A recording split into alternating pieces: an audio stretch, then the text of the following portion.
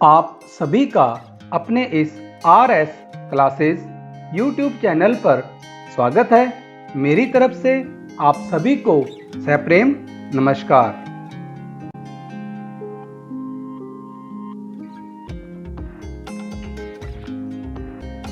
हमारा आज का पाठ है माटी वाली। इस पाठ के लेखक हैं श्री विद्यासागर नोटियाल जी। यह पाठ कक्षा 9वीं की हिंदी पुस्तक कृतिका में संकलित है। विद्यासागर नोटियाल जी का जन्म 29 सितंबर 1933 को टिहरी के माली देवल गांव में हुआ था। नई टिहरी जिले का मुख्यालय है। पर्वतों के बीच स्थित यह जगह काफ़ी खूबसूरत है। हर वर्ष काफ़ी संख्या में पर्यटक यहाँ पर घूमने के लिए आते हैं। यह स्थान धार्मिक स्थल के रूप में भी काफ़ी प्रसिद्ध है। पहाड़ के प्रेमचंद विद्यासागर नोटियाल जी नहीं रहे। हिंदी के जाने माने उपन्यासकार और कहानीकार विद्यासागर नोटियाल जी का 12 फरवरी 2012 को बेंगलुरु में निधन हो गया है। वो लंबे समय से बीमार चल रहे थे। विद्यासागर नोटियाल जन्म सन 1933। समसामयिक कथा लेखक विद्यासागर नोटियाल का जन्म माली देवल गांव टिहरी गढ़वाल उत्तरांचल में हुआ और उच्च शिक्षा वाराणसी से। पहाड़ी जीवन विशेषकर टिहरी गढ़वाल के जीवन यथार्थ के कुशल चितेरे नोटियाल जी की कथा भाषा में मिट्टी की सौंधी गंध रची बसी है। प्रमुख कृतियाँ टिहरी की कहानियाँ, सुच्ची डोर कहानी संग्रह, उलझे रिश्ते, बीन अकेली, सूरज सबका है, उत्तर बायां है, झुंड से बिछुड़ा, उपन्यास, मोहन गाता जाएगा, आत्मकथ्य आदि उनकी प्रमुख कृतियां हैं। माटी वाली लेखक श्री विद्यासागर जी नोटियाल। शहर के सेमल का तप्पड़ मोहल्ले की ओर बने आखिरी घर की खोली में पहुंचकर उसने दोनों हाथों की मदद से अपने सिर पर धरा बोझा नीचे उतारा। मिट्टी से भरा एक कंटर। माटी वाली टिहरी शहर में शायद ऐसा कोई घर नहीं होगा जिसे वह ना जानती हो और जहां उसे न जानते हों। घर के कुल निवासी, बरसों से वहां रहते आ रहे किराएदार, उनके बच्चे तलक, घर घर में लाल माटी देते रहने के उस काम को करने वाली वह अकेली है। उसका कोई प्रतिद्वंदी नहीं।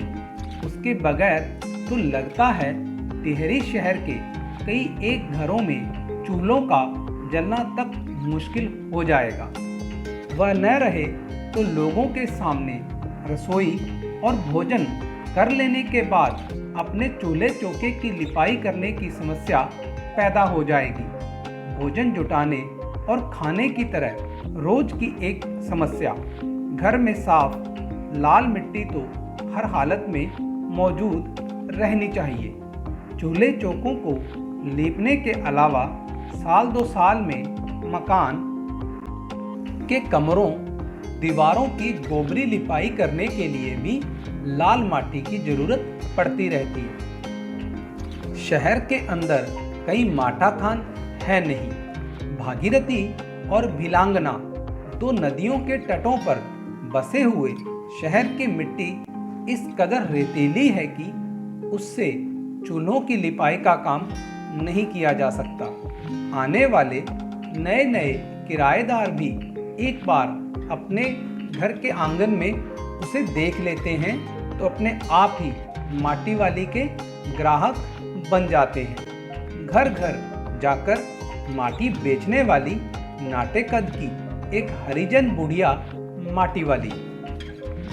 शहरवासी सिर्फ माटी वाली को नहीं, उसके कंटर को भी अच्छी तरह पहचानते हैं। रद्दी कपड़े को मोड़कर बनाए गए एक गोल डिल्ले के ऊपर लाल चिकनी मिट्टी से छुलबुल भरा कनस्तर टिका रहता है। उसके ऊपर किसी ने कभी कोई ढक्कन लगा हुआ नहीं देखा। अपने कंटर को इस्तेमाल लाने से पहले वह उसके ऊपरी ढक्कन को काटकर निकाल फेंकती है। ढक्कन के न रहने पर कंटर के अंदर मिट्टी भरने और फिर उसे खाली करने में आसानी रहती है। उसके कंटर को जमीन पर रखते रखते सामने के घर से 9-10 साल की एक छोटी लड़की कामिनी दौड़ती हुई वहां पहुंची और उसके सामने खड़ी हो गई। मेरी माँ ने कहा है जरा हमारे यहाँ भी आ जाना। अभी आती हूँ। घर की मालकिन ने माटी वाली को अपने कंटर की माटी कच्चे आंगन के एक कोने पर उड़ेल देने को कह दिया। तू बहुत भाग्यवान है, चाय के टाइम पर आई है हमारे घर। भाग्यवान आए खाते वक्त। वह अपनी रसोई में गई और 2 रोटियां लेते आई। रोटियां उसे सौंपकर वह फिर अपनी रसोई में घुस गई। माटी वाली के पास अपने अच्छे या बुरे भाग्य के बारे में ज़्यादा सोचने का वक्त नहीं था। घर की मालकिन के अंदर जाते ही माटी वाली ने इधर उधर तेज निगाहें दौड़ाई। हाँ, इस वक्त वह अकेली थी, उसे कोई देख नहीं रहा था। उसने फौरन अपने सिर पर धरे डिल्ले के कपड़े के मोड़ों को हड़बड़ी में एक झटके में खोला और उसे सीधा कर दिया। फिर इकहरा खुल जाने के बाद वह एक पुरानी चादर के एक फटे हुए कपड़े के रूप में प्रकट हुआ। मालकिन के बाहर आंगन में निकलने से पहले उसने चुपके से अपने हाथ में थामी 2 रोटियों में से एक रोटी को मोड़ा और उसे कपड़े पर लपेटकर गांठ बांध दी। साथ ही अपना मुंह यूं ही चलाकर खाने का दिखावा करने लगी। घर की मालकिन पित्तल के एक गिलास में चाय लेकर लौटी। उसने वह गिलास बुढ़िया के पास जमीन पर रख दिया। ले, सद्दा बासी साग कुछ है नहीं अभी, इसी चाय के साथ निगल जा। माटी वाली ने खुले कपड़े के एक छोर से पूरी गोलाई में पकड़कर पित्तल का वह गर्म गिलास हाथ में उठा लिया। अपने होठों से गिलास के किनारे को छुआने से पहले शुरू में उसने उसके अंदर रखी गर्म चाय को ठंडा करने के लिए सू सू करके उस पर लंबी लंबी फूंकें मारी। तब रोटी के टुकड़ों को चबाते हुए धीरे धीरे चाय सुड़कने लगी। चाय तो बहुत अच्छा साग हो जाती है ठाकुराइन जी, भूख तो अपने आप में एक साग होती है। बुढ़िया, भूख मीठी के भोजन मीठा। तुमने अभी तक पित्तल के गिलास संभाल कर रखे हैं, पूरे बाजार में और किसी के घर में अब नहीं मिल सकते ये गिलास। इनके खरीदार कई बार हमारे घर के चक्कर काटकर लौट गए। पुरखों की गाढ़ी कमाई से हासिल की गई चीज़ों को हराम के भाव बेचने को मेरा दिल गवाही नहीं देता। हमें क्या मालूम कैसी तंगी के दिनों में अपनी जेब पर कोई स्वादिष्ट चटपटी चीज़ रखने के बजाय मन मसोस कर 2-2 पैसे जमा करते रहने के बाद खरीदी होंगी उन्होंने ये तमाम चीज़ें, जिनकी हमारे लोगों की नज़रों में अब कोई कीमत नहीं रह गई है। बाजार में जाकर पीतल का भाव पूछो जरा, दाम सुनकर दिमाग चकराने लगता है। और ये व्यापारी हमारे घरों से हराम के भाव इकट्ठा कर ले जाते हैं। तमाम बर्तन भांडे, कांसे के बर्तन भी गायब हो गए हैं सब घरों से। इतनी लंबी बात नहीं सोचते बाकी लोग। अब जिस घर में जाओ वहाँ या तो स्टील के भांडे दिखाई देते हैं या फिर कांच और चीनी मिट्टी के। अपनी चीज़ का मोह बहुत बुरा होता है। मैं तो सोचकर पागल हो जाती हूँ कि अब इस उम्र में इस शहर को छोड़कर हम जाएंगे कहाँ। ठकुराइन जी जो जमीन जायदादों के मालिक हैं वे तो कहीं ना कहीं ठिकाने पर जाएंगी ही, पर मैं सोचती हूँ मेरा क्या होगा। मेरी तरफ देखने वाला तो कोई भी नहीं। चाय खत्म कर माटी वाली ने एक हाथ में अपना कपड़ा उठाया, दूसरे में खाली कंटर, और खोली से बाहर निकलकर सामने के घर में चली गई। उस घर में भी कल हर हालत में मिट्टी ले आने के आदेश के साथ उसे 2 रोटियां मिल गई। उन्हें भी उसने अपने कपड़े के एक दूसरे छोर में बांध लिया। लोग जाने तो जाने कि वह ये रोटियां अपने बुढ़े के लिए ले जा रही है। उसके घर पहुंचते ही अशक्त बुढ़ा कातर नजरों से उसकी ओर देखने लगता है। वह घर में रसोई बनाने का इंतजार करने लगता है। आज वह घर पहुंचते ही 3 रोटियां अपने बुढ़े के हवाले कर देगी। रोटियों को देखते ही चेहरा खिल उठेगा बुढ़े का। साथ में ऐसा भी बोल देगी, साग तो कुछ है नहीं अभी।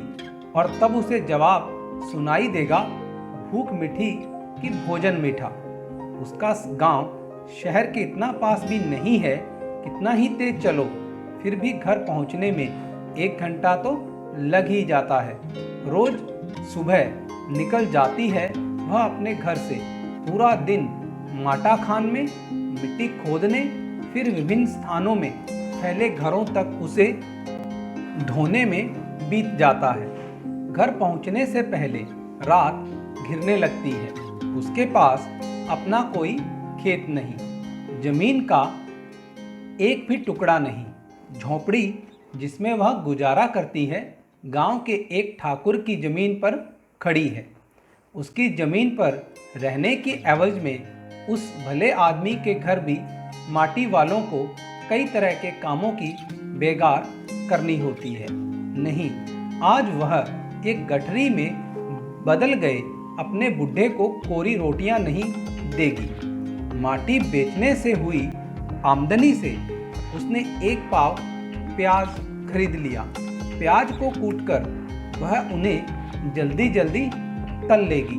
बुढ़े को पहले रोटियां दिखाएगी ही नहीं, सब्जी तैयार होते ही परोस देगी। उसके सामने 2 रोटियां।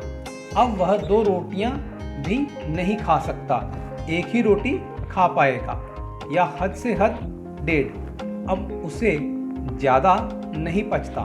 बाकी बची 1.5 रोटियों से माटी वाली अपना काम चला लेगी। 1 रोटी तो उसके पेट में पहले ही जमा हो चुकी है। मन में यह सब सोचती, हिसाब लगाती हुई वह अपने घर पहुंच गई। उसके बुढ़े को अब रोटी की कोई ज़रूरत नहीं रह गई थी। माटी वाली के पाँवों की आहट सुनकर हमेशा की तरह आज वह चौंका नहीं। उसने अपनी नज़रें उसकी ओर नहीं घुमाई। घबराई हुई माटी वाली ने उसे छूकर देखा, वह अपनी माटी को छोड़कर जा चुका था। टिहरी बांध पुनर्वास के साहब ने उससे पूछा कि वह रहती कहाँ है। तुम तहसील से अपने घर का प्रमाण पत्र ले आना। मेरी जिंदगी तो इस शहर के तमाम घरों में माटी देते गुजर गई साहब। माटी कहाँ से लाती हो? माटा खान से लाती हूँ माटी। वह माटा खान चढ़ी है तेरे नाम? अगर है तो हम तेरा नाम लिख देते हैं। माटा खाना तो मेरी रोजी है साहब। बुढ़िया, हमें जमीन का कागज चाहिए, रोजी का नहीं। बांध बनने के बाद मैं क्या खाऊंगी साहब, इस बात का फैसला तो हम नहीं कर सकते। वह बात तो तुझे खुद ही तय करनी पड़ेगी। टिहरी बांध की 2 सुरंगों को बंद कर दिया गया है। शहर में पानी भरने लगा है। शहर में आपाधापी मची है। शहरवासी अपने घरों को छोड़कर वहां से भागने लगे हैं। पानी भर जाने से सबसे पहले कुल शमशान घाट डूब गए हैं। माटी वाली अपने झोंपड़ी के बाहर बैठी है। गांव के हर आने जाने वाले से एक ही बात कहती जा रही है, गरीब आदमी का शमशान नहीं उजड़ना चाहिए। विद्यासागर नोटियाल जी के माटी वाली अध्याय का अब हम संक्षिप्त में अध्ययन करेंगे। टिहरी शहर में सेमल तप्पड़ मोहल्ले की ओर आखिरी घर में एक माटी वाली रहती थी। वह शहर के घर घर में लाल मिट्टी पहुंचाती और उसी से उसका जीवन चलता। वह एक कनस्तर में मिट्टी भरकर लाती, उससे लोग घरों की लिपाई पुताई करते।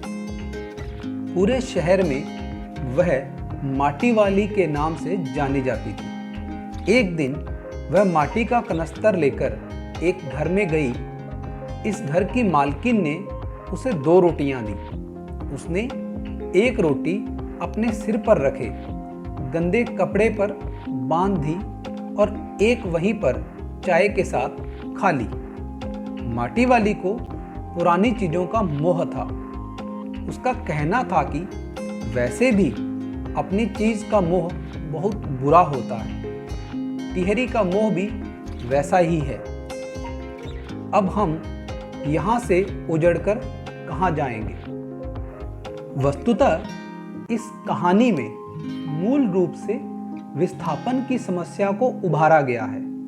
भागीरथी नदी पर विशाल बांध बनाए जाने से सारा टिहरी शहर और आसपास के अनेक गांव उसकी डूब में आ गए हैं। उन क्षेत्रों के लोगों को उचित मुआवजा देकर तथा अन्यत्र कहीं और अन्य जगह पर जमीन उपलब्ध कराकर यद्यपि उनकी सहायता की गई है, लेकिन पुनरावास का काम भी एक समस्या जैसा ही है। जिसके पास अपना घर, जमीन, खेत आदि थे, उन्हें तो पुनर्वास के लिए जमीन उपलब्ध करा दी गई, परंतु जिनके पास जमीन नहीं थी, अधिवासी होने का कोई प्रमाण पत्र भी नहीं था, बेघर बार मजदूर थे, उन्हें ना तो कोई मुआवजा मिला और न पुनर्वास का लाभ मिला। माटी वाली के सामने भी यही स्थिति थी। उसके पास प्रमाण पत्र नहीं था। गरीब लोग वैसे भी विस्थापन के कारण सबसे अधिक परेशान रहते हैं। वे पुरानी जगह से उजड़कर नई जगह पर आसानी से नहीं बस पाते हैं और शोषण के शिकार होते हैं। इस प्रस्तुत कहानी में विस्थापन एवं पुनर्वास की समस्या के साथ प्रशासनिक अव्यवस्था, आर्थिक व्यवस्था आदि का यथार्थ चित्रण किया गया है। आज देश में बढ़ते औद्योगिकीकरण और परिवहन के कारण देश में बड़े बड़े बांधों का निर्माण हुआ और हो रहा है। इसके कारण विस्थापन की समस्या उत्पन्न हुई और हो रही है। इसी क्रम में लेखक ने प्रश्न उठाया है कि जब उसे टिहरी बांध के कारण विस्थापित होना पड़ेगा तब वह कहाँ जाएगी? अपनी तथा वृद्ध पति की पेट भराई कैसे करेगी? वह माटा खान कहाँ से लाएगी? ये सब विस्थापित होने की स्थिति में अनुत्तरित प्रश्न हैं। सरकारी अधिकारी उसे जिस आधार पर पुनर्वास देंगे, उस आधार के लिए उसके पास प्रमाण पत्र के रूप में कागज भी नहीं है।